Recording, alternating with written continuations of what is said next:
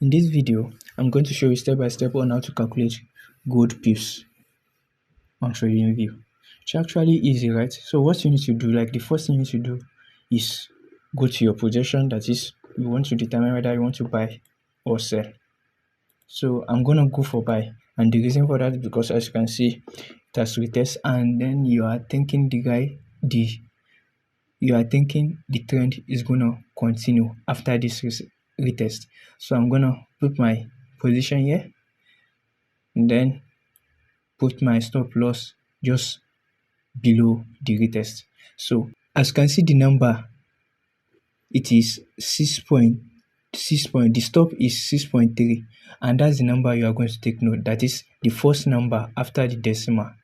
Then that 6.3 simply means you are going to multiply it by 10.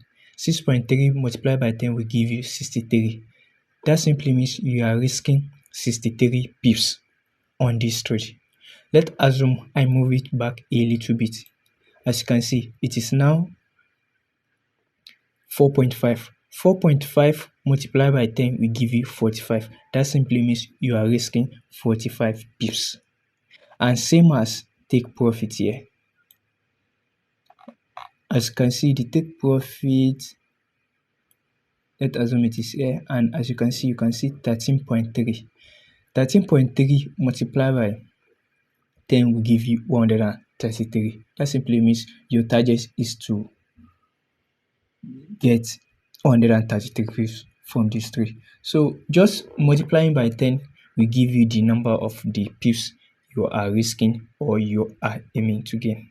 And that is actually easy. So if you find this video helpful, please kindly like and subscribe.